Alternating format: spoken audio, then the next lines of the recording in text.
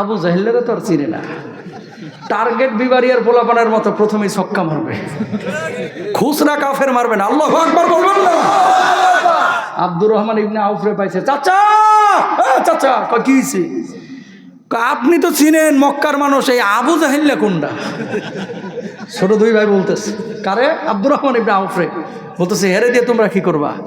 দেখা দেন না একটু, যে দূরে পাহাড়ের দিকে তাকাও, দেখো তর্জন গর্জন মারতেছে। আর আবু জাহেল সেটা প্রধান না, ওখানে সিকিউরিটি সামনে আছে না নাই? সামনে সিকিউরিটি নিয়ে পাহাড়ের উপরে উঠে বলছে, আই যেটা আজকে আমার সামনে আসবি তার কল্লা ফেলা দিব, এই করব সেই করব। কথা বোঝেন নাই? 16 বছর এরকম বহুত লিডার ছিল। খালি খেলা হবে, কথা বলেন না কেন? বহুত খেলা হবে বললো। ওমা 5 আগস্টের পরে ভাই লুঙ্গি খুলে কই গেছে? কই উমরা হচ্ছে। কে বলছে? পালাইছে পালাইছে, ঠিক না? সারা জীবন বললো খেলা হবে, আর আজকে খেলা তো দূরের কথা ভাই, মাঠেও নাই, মাঠের এলাকাতেও নাই, দোকানের চিপা চাপাতেও নাই, ঠিক না? তা আবু জেহেল কার সাহস আছে এই করবে সেই করবে, বাপ হারা করবে, মা হারা করবে, বউকে বিধবা করবে, সন্তান হারা করবে, এই সেই খুব তর্জন গর্জন দিচ্ছে। ছোট দুইটা গেছে, সিকিউরিটি গার্ডরা বুঝেও নাই যে এটা নবীজির সৈনিক। সুবহানাল্লাহ কর না। পায়ের ফাঁক ফুকুর দিয়ে কেমনে যেন ঢুকে গেছে। ঢুকার পরে তরবারি দিয়ে যে মারবে, খাটো মানুষ না, 8 বছরের পোলা, কেমনে আবু জাহেলরে মারবে?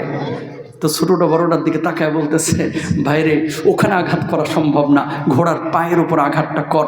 দুই ভাই ঘোড়ার 2 পায়ে আঘাত করলো, ঘোড়ার পা কেটে গেল, আবু জাহেল মাটির মধ্যে পড়ে গেছে। আব্দুল্লাহ ইবনে মাসউদ মাথা ধরে কল্লার উপরে তরবারি দিয়ে আঘাত করে দেহ থেকে মাথাটাকে আলাদা করে দিয়েছে। আল্লাহ, ছোট্ট 2 জনের মাধ্যমে আল্লাহ রাব্বুল আলামিন এই আবু জাহেলকে দুনিয়া থেকে খতম করে দিল। সুবহানাল্লাহ কইতেন না? চিন্তা করেন, খুচরা কাফেরও মারে নাই, টার্গেট ঢুকেই ছোট 2 জন আবু জাহেল না, ছক্কা। আল্লাহু আকবার বলেন না? আরো জোরে বলেন আল্লাহু আকবার। বড় ভাইয়ের হাতের উপরে কোপ দেওয়া হয়েছে, সিকিউরিটি গার্ডরা এলো পাতাড়ি কোপানো শুরু করছে। হাতটা কাইটা আর মাটিতে পড়ে যায় নাই, কি হয়েছে? চামড়ার সাথে লেগে রয়েছে, চামড়ার সাথে লেগে রয়েছে। কাটা হাত ঝুলাইয়ে এমনি যুদ্ধ করা কঠিন না? বাম পায়ের নিচে ডান হাতটা রেখে টান দিয়ে ছিঁড়ে ফেলে হাতটাকে উঠাইয়া দূরে নিক্ষেপ করে আল্লাহর জমিনে জিহাদের ময়দানে ঝাঁপিয়ে পড়েছে। সেই ইসলাম, সেই ঈমান আমরা পেয়েছি, ঠিক না? এমনি এমনি ঈমান পাই নাই ভাই, অনেক ত্যাগ তিতিক্ষা সাধনা পরিশ্রম রক্তের বিনিময়ে ঈমানটা আমরা পেয়েছি, ইসলামটা আমরা পেয়েছি, ঠিক না? কি করছি আমরা আজকে? কি করছিটা কি? দুঃখজনক হলো সত্য দরদের ভাই, আজকে যদি দাজ্জাল আসতো বাংলার জমিনে, 95% বাঙালি ঈমান হারা হয়ে যেত। 95 না হলেও 90% লোক।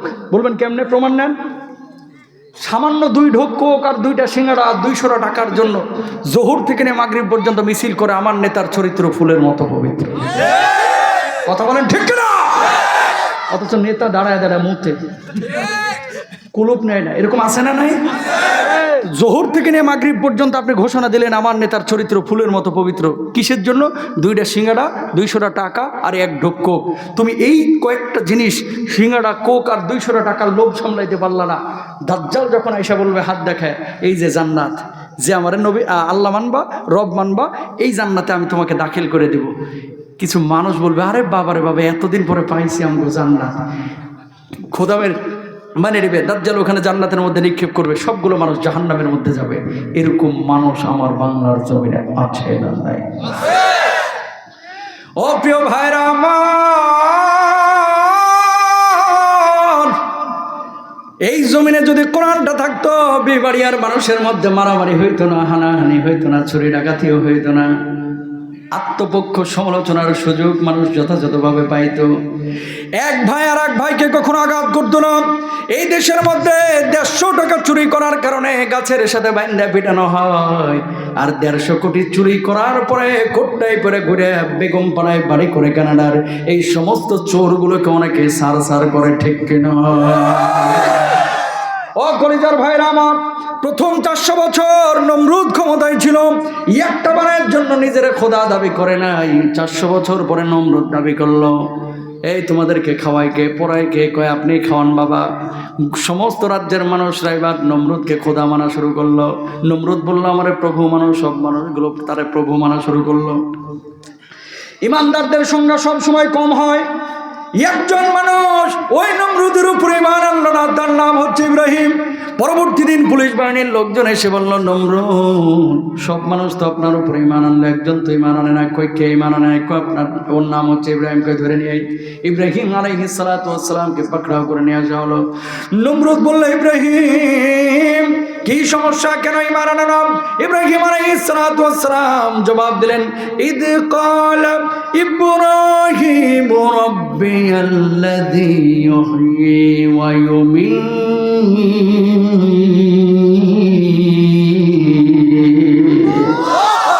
ইব্রাহিম আলাইহিস সালাতু ওয়াস সালাম বললেন, আমার রব তো তিনি, যিনি জীবন দান করেন, যিনি মৃত্যু দান করেন। অন্য নমরুদ জবাব দিল, ক্বালা লা উহয়ী ওয়া উমীত, আমি জীবন দান করি, আমি মৃত্যু দান করি। কিভাবে আপনি জীবন দান করেন, মৃত্যু দান করেন, একটু দেখান না। সঙ্গে সঙ্গে নমরুদ জেলখানা থেকে দুইজন মানুষকে বের করলেন, একজনকে জামিনে মুক্তি দিলেন আর একজনকে হত্যা করলেন। ও ইব্রাহিম,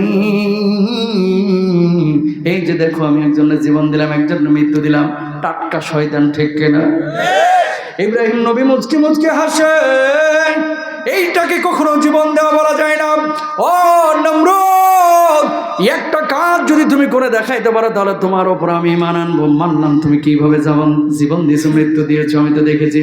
আরেকটা কাজ শুধু করে দেখাও। কয় কি করতে হবে বলো বলো।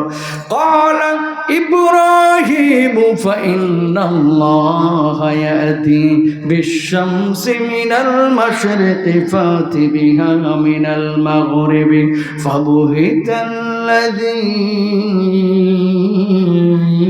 কাফার। আল্লাহু আকবার। ইব্রাহিম আলাইহিস সালাতু ওয়াস সালাম বললেন, নমরুদ প্রতিদিন পূর্ব দিক থেকে সূর্য ওঠে, প্রতিদিন পশ্চিম দিকে সূর্যটা ডোবে। কালকে তুমি পশ্চিম দিক থেকে সূর্যটাকে ওঠাবার, পূর্ব দিকে সূর্য ডোবাও যদি করতে পারো তোমার উপরে ঈমান আনবো। সঙ্গে সঙ্গে নমরুদ জবানহীন হয়ে গেল, মুখে কোনো জবাব ছিল না। জবাব একটা দিল, ইব্রাহিম এইটা দেখাইতে পারবো না, যদি ঈমান আনো আর যদি না আনো জেলখানার মধ্যে ঢুকাইয়া তারপর আগুনের মধ্যে নিক্ষেপ করবো। জোরে বলেন নাউযুবিল্লাহ।